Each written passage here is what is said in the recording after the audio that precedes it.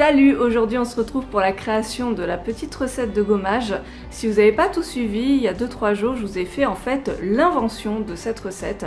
Je me filmais en train de partir d'une vague idée pour créer un gommage et je vous montrais un petit peu comment ça se passait dans ma tête. Si ça vous intéresse, je vous mets le lien dans le petit et en barre d'infos et sinon je vous laisse tout de suite avec les images.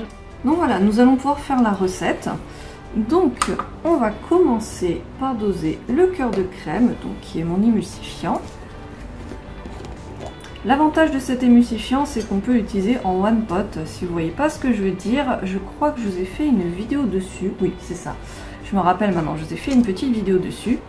Donc l'avantage, c'est qu'on mélange tout, la phase aqueuse et la phase huileuse, et on fait chauffer comme ça. On n'a pas besoin de faire deux bols différents, on met tout dans le même bol et c'est vachement pratique. Donc là il me faut 14 grammes. Maintenant il va me falloir 40 grammes d'huile. Donc moi, comme je vous l'ai dit, je vais mettre ces deux huiles végétales. Ce que je vais faire tout simplement, vu qu'il me reste un petit fond, je vais tout simplement mettre le fond de cette huile et je vais compléter jusqu'à 40 grammes avec mon huile de coton. Voilà, donc ça nous fait à peu près 18 grammes.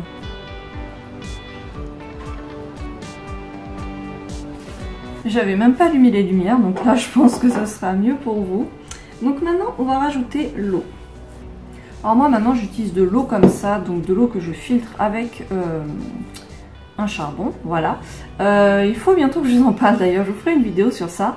Mais du coup comme ça reste de l'eau du robinet, je vais quand même la faire bouillir. Donc je vais la mettre dans un petit, un autre récipient, juste pour la stériliser, parce que bon, on ne sait jamais, au cas où. En fait, je vais en mettre un petit peu plus parce que, en fait, en l'ébouillantant, elle risque de s'évaporer un peu. Donc, je la mets à bouillir, je sais pas moi, 5-10 minutes et puis je reviens. Voilà, voilà, on va pouvoir doser nos 128 grammes.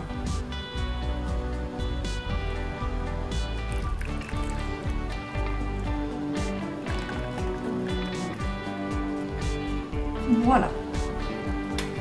Ça a déjà commencé à fondre, c'est normal. Donc ben là voilà, c'est bon, je vais pouvoir faire fondre tout ça. Alors là le but c'est que tout soit totalement fondu, qu'il n'y ait vraiment plus aucune pastille d'émulsifiant. Quand c'est comme ça, je vous déconseille en fait de mélanger, parce que en fait en mélangeant vous allez commencer à créer l'émulsion et du coup le mélange va devenir opaque, blanc opaque, et vous n'allez plus vraiment voir s'il reste des pastilles non fondues. Donc moi généralement je laisse comme ça et j'attends quand c'est totalement transparent, c'est que c'est fondu, et après je sors de l'eau, je mélange. Voilà, allez c'est parti, on mélange.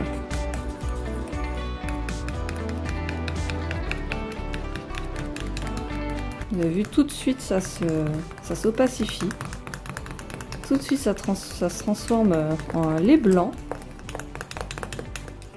C'est très très rapide, mais attention, hein, la réaction chimique ne fait que commencer. On va mélanger pendant environ 2-3 minutes.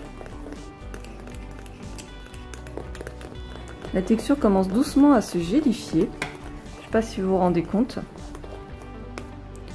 C'est encore très très liquide. Mais c'est normal, c'est parce que c'est très très chaud. Bon, bah, ça fait une éternité que je mélange. Là, ça fait plus de 3 minutes. Et c'est toujours liquide, donc de toute manière je vais le mettre dans mon petit bol d'eau froide pour que ça continue à bien refroidir, et ça va s'épaissir doucement. Donc voilà, bah c'est quasiment froid là, c'est à peine tiède, et puis bah, la texture elle est quand même un peu liquide encore. Mais avec les noyaux d'olive, ça va apporter de la texture aussi, donc pas de souci. Donc on continue la recette. On va rajouter nos noyaux d'olive. Donc on a dit qu'on en mettait 12 grammes. Je crois que je vais tout mettre. Ah non, quand même pas. Bon, normalement, il faudrait que je prenne une cuillère. Hein. Je vous avoue que c'est pas ultra professionnel, mais ça marche. Je suis en train de me dire qu'avec la couleur des grains qui est marron, c'est pas du tout intelligent de mettre du mica. Ça va faire trop bizarre. Ouais, moi je vous propose qu'on mette de l'ocre jaune à la place. En plus avec le citron ce sera quand même plus raccord, donc je vais aller chercher ça. Bon, mon ocre il est périmé depuis longtemps, mais encore une fois c'est une poudre. Sincèrement, ça se périme pas.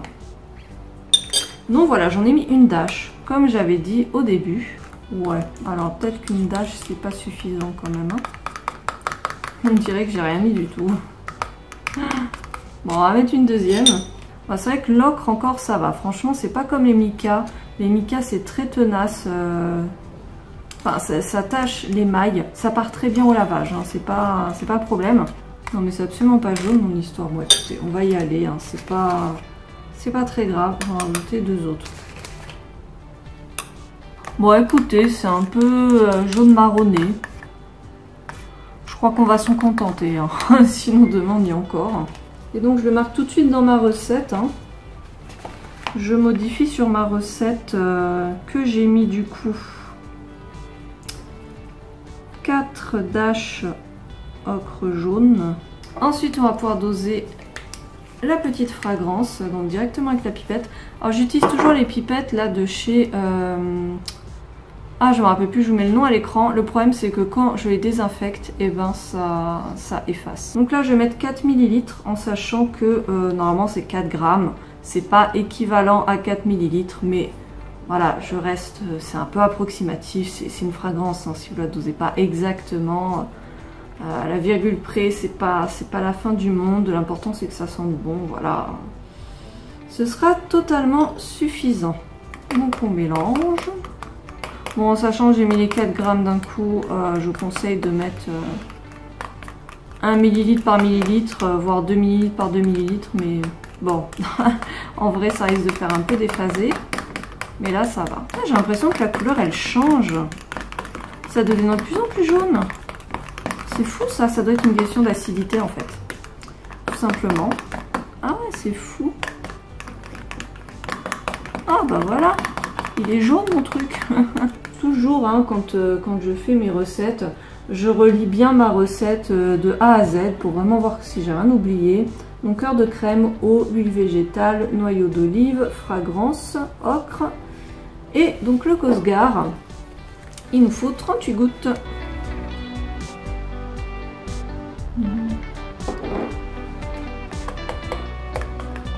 Et ben voilà, ma recette est finie, donc je vais attendre une trentaine de minutes et après je contrôlerai le pH avec vous. Voilà, donc là ça fait bien une demi-heure, donc on va pouvoir contrôler le pH.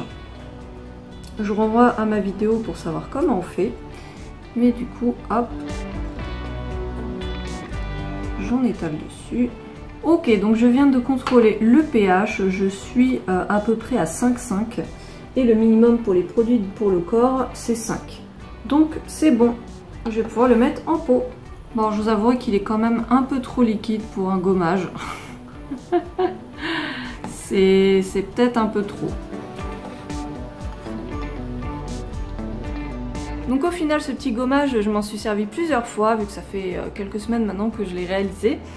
Et franchement, je suis très contente. J'ai la peau quand même assez sensible. Je m'en sers que sur le corps, hein, pas sur le visage. Mais vraiment pour le corps, je l'adore. C'est vraiment un bonheur pour la peau. Il gomme très bien. L'odeur est très sympa aussi. Je le trouve peut-être un petit peu trop liquide. Mais bon, à l'utilisation, franchement, c'est pas plus gênant que ça. Juste la prochaine fois, si je refais une recette comme ça, peut-être que j'augmenterai un petit peu la dose de cœur de crème pour avoir une émulsion un peu plus compacte, vous voyez. Mais sinon, parfait. Franchement, je vous la recommande. Donc voilà, j'espère que ça vous aura plu. N'hésitez pas à réagir en commentaire. Et moi, je vous dis à très bientôt. Salut!